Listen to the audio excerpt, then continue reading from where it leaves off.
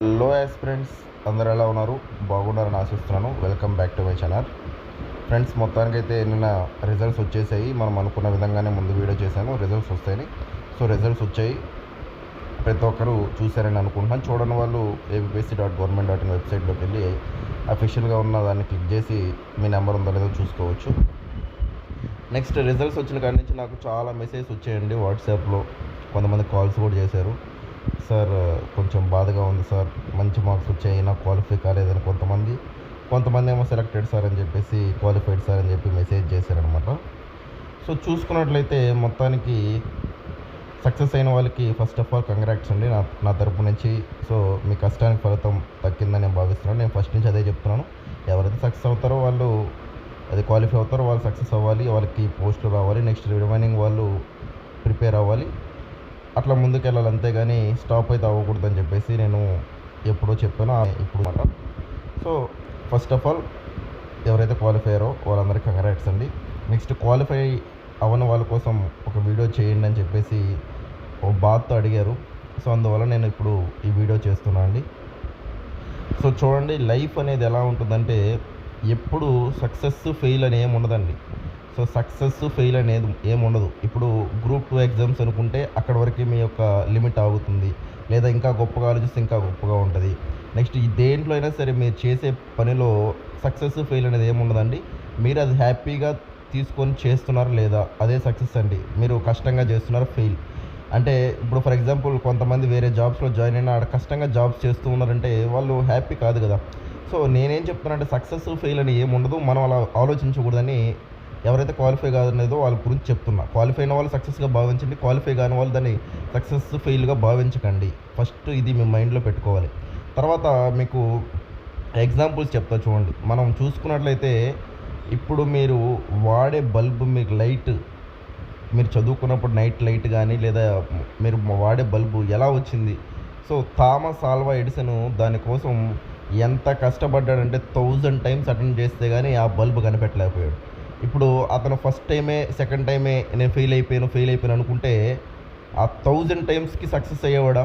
So ఇప్పుడు మనం వాడుతున్నాం ఎంత గొప్పగా అంటే ఎన్నో ఫెయిల్ అయితేనే ఆ విధంగా సక్సెస్ అయ్యారండి. అది మీరు గమనించాలా. రైట్ బ్రదర్స్ ఉన్నారు. రైట్ బ్రదర్స్ని అందరూ తెక్కలోళ్ళు అన్నారు స్టార్టింగ్. సో ఏంది గాల్లో ఎగిరేది ఏంది, నీకేం పిచ్చా, మనుషులు ఎగిరేది ఏందని చెప్పి. సో దాన్నంతా అధిగమించి ఎన్నో ఫెయిల్ అయ్యి మొత్తానికి ఇప్పుడు ఏరోప్లేన్స్ కానీ ఎన్ని ఎట్లా ఎగురుతున్నాయి. సో ఎన్నో ఫెయిల్యూర్స్ నుంచే పుట్టుకొచ్చిందే సక్సెస్ అనమాట. మేము చెప్పేదల్లా ఏంటంటే మీకు ఫెయిల్ అనేది ఏంటంటే అవుతారండి, స్టార్టింగ్ అవుతారు, మధ్యలో అవుతారు, కొంతమంది స్టార్టింగే సక్సెస్ అవుతారు. అది మ్యాటర్ కాదు. మీ ఎఫర్ట్స్ ఏంది, మీరు పెట్టిన ఎఫర్ట్స్ వ్యాలిడా కాదా, ఇంకా మీరు కష్టపడింది ఓకేనా కాదు, ఇంకా ఎంత కష్టపడాలి, దానికోసం మీరు ఏం చేయాలి, అవి ఆలోచించాలి మీరు. సో అవి ఆలోచించి ముందుకెళ్తేనే ఏదైనా గొప్పగా సాధిస్తారు. అది మీరు మైండ్లో లేకుండా ఫెయిల్గా భావిస్తే ఎప్పుడు అలాగే ఉంటుందన్నమాట. ఆ రైట్ బ్రదర్స్ అలా ఆగిపోయి ఉంటే ఆ రోజు ఇప్పుడు ఎయిర్ప్లేన్ ఉండేదా ఐడియాస్తో? నెక్స్ట్ అట్లా ఆగిపోయిన థామస్ ఆల్వా ఎడిసన్ ఇప్పుడు బల్బు ఉండేదా? చెప్పుకుంటూ పోతే ఎన్నో ఎగ్జాంపుల్స్ ఉన్నాయండి. ఇప్పుడు న్యూటన్ కూడా అందరు పిచ్చోళ్ళు అన్నారు. పైనుంచి యాపిల్ కింద పడితే దాని గురించి నువ్వేందో ఆలోచించేదని చెప్పేసి. బట్ ఇప్పుడు మనకి ఆ గ్రావిటీ గురించి వాటి గురించి ఎలా తెలిసింది? చంద్రయాన్ 2 తీసుకోండి ఎగ్జాంపుల్. చంద్రయాన్ 2 ఫెయిల్ అయిపోయినప్పుడు ఎంతోమంది ఎన్నో విమర్శలు, అంత డబ్బులు ఖర్చు పెట్టి పైకి పంపించారు అది ఇది అని చెప్పేసి. కానీ అది ఫెయిల్ అయిందని కానీ దాని గురించి గొప్పగా ఆలోచించి మనం లోనార్ సౌత్ పోల్ దగ్గర చంద్రయాన్ 3 ల్యాండ్ చేసి ప్రపంచంలో కల్లా గొప్ప పేరు తెచ్చుకున్నాం. మనం అదే చంద్రయాన్ 2 ఫెయిల్ అయిపోయాం, డబ్బులు నష్టం అది అని చెప్పి ఫెయిల్యూర్గా నువ్వు ఆలోచించి ఆగిపోయి ఉంటే నువ్వు సక్సెస్ అయ్యేవాడువా? చంద్రయాన్ 3 గురించి అదే వాళ్ళు చంద్రయాన్ 2 తిట్టిన వాళ్ళే చంద్రయాన్ 3 గురించి ఇప్పుడు గొప్పగా మాట్లాడుకుంటున్నారు. సో ఇప్పుడు కూడా ఏంటంటే మీరు కొంతమంది ఉంటారు మీ చుట్టుపక్కల సొసైటీ కానీ అందరు కానీ. సో వాళ్ళందరూ ఏంటంటే క్వాలిఫై అయ్యావా కాలేదా అని చెప్పి అడుగుతూ ఉంటారండి. వాళ్ళకి ఏంటంటే వాళ్ళ పని మీద కంటే పక్కన వాళ్ళ మీద ఎక్కువ కాన్సన్ట్రేషన్ ఉంటుంది అనమాట. సో వాళ్ళ జోన్లో ఉన్నారు, ఆ మెంటాలిటీతో ఉంటారు. అడిగినా కానీ మీరు దాన్ని పెద్దగా తీసుకోవాల్సిన అవసరం లేదు. ఎందుకంటే వాళ్ళకి ఏ సబ్జెక్టులు ఉంటాయో తెలియవు, అసలు ఎగ్జామ్ ఎలా ఉంటుందో తెలియదు. వాళ్ళు దాని గురించి అడిగి దానికి మీరు డిసప్పాయింట్ అవుతున్నారంటే అది అసలు కరెక్టే కాదనమాట. మీరు ఫీల్డ్కి వచ్చేటప్పుడు తెలుసు ఎన్నో మీరు దాటుకుని ముందుకు వెళ్ళాలన్నమాట. అదే లైఫ్ అనమాట. ఏదో ఒక రోజు ఒక సక్సెస్ అవుతారు. ఆ ఒక్క రోజు కోసం మీరు వెయిట్ చేయాలి, కష్టపడుతూనే ఉండాలి. ఇప్పుడు ఫెయిల్ అయ్యారనుకోండి, ఫర్ ఎగ్జాంపుల్ ఇది క్వాలిఫై కాలేదనుకోండి, దీని నుంచి మిస్టేక్స్ ఏందో రాసుకోండి. మీరు అసలు ఎక్కడ మిస్టేక్ చేశారు అంటే క్వశ్చన్ పేపర్ అటెంప్ట్లో మిస్టేక్ చేశారా, నెగిటివ్స్లో ఎక్కువ మార్కులు కోల్పోయారా, లేదా ఇప్పుడు ఫర్ ఎగ్జాంపుల్ హిస్టరీయో పాలిటీయో ఏ ఒక్క సబ్జెక్టు మీకు తక్కువ మార్క్స్ వచ్చాయి, ఎలా మీరు ఇంకా ముందుకు వెళ్ళాలనుకుంటున్నారు, ఇంకా టాప్ మార్క్స్ రావాలంటే ఇంకా బెటర్గా ఏం చేయాలా, సో ఇవన్నీ ఆలోచించి దాని తగ్గట్టు ముందుకెళ్ళండి. సో ఈ గ్రూప్ 2 అయిపోయాక నెక్స్ట్ నోటిఫికేషన్ గ్రూప్ 1 రాబోతుందండి. ఆ గ్రూప్ 1 కోసం చదవండి ఇప్పటి నుంచే, లేదా వేరే ఎగ్జామ్స్ ఏమన్నా నోటిఫికేషన్ వస్తాయంటే అవి చదవండి. అంతేగాని ఆగి అయితే పోకండి ఏరుంది. ఎందుకంటే ఆగిపోయినప్పుడే నువ్వు ఫెయిల్ అయినట్టు అర్థం. ఆగిపోకుండా నీ ఎఫర్ట్స్ పెడుతూనే ఉన్నావంటే నువ్వు ఆన్ రేస్లో ఉన్నట్టు అర్థం. అర్థమైందా? ఆన్ రేస్లో ఉన్నట్టు నువ్వు ఖచ్చితంగా సక్సెస్ అవుతావు ఏదో ఒక రోజు. నీ ఎఫర్ట్స్ కానీ పర్ఫెక్ట్గా కానీ ఉంటే మిస్టేక్స్ కామన్ అండి. మిస్టేక్స్ లైఫ్లో కామన్. దాని నుంచి తెలుసుకొని ముందుకు పోయిన వాళ్ళే సక్సెస్ అవుతారు. ఎన్నోసార్లు ఫెయిల్ అయిన వాళ్ళు ఒకరోజు సక్సెస్ అవుతారు. యూపీఎస్సీలో 5 అటెంప్ట్స్ అయిపోయి 6th అటెంప్ట్లో సక్సెస్ అయిన వాళ్ళు ఎంతోమంది ఉన్నారు. 10 అటెంప్ట్స్ రాసిన వాళ్ళు 11th అటెంప్ట్లో సక్సెస్ అయిన వాళ్ళు కూడా ఉన్నారు.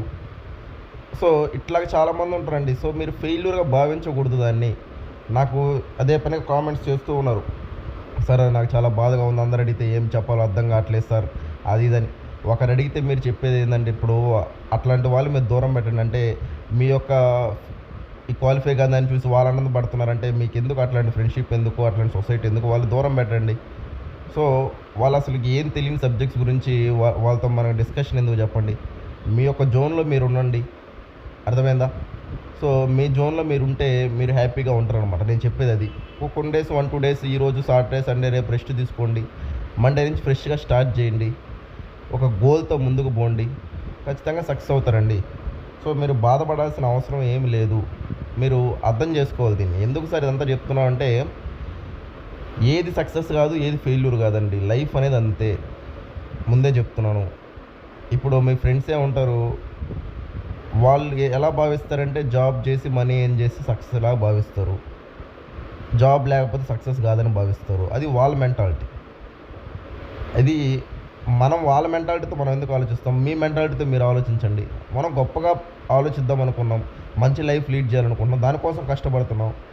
సో ఇప్పుడు ఫస్ట్ నుంచి 10th క్లాస్ దాకా చదువుతాం, 10th నుంచి ఇంటర్ నుంచి ఇంజనీరింగ్ అంతా ఇన్ని ఇయర్స్ చదువుతున్నారు మీరు.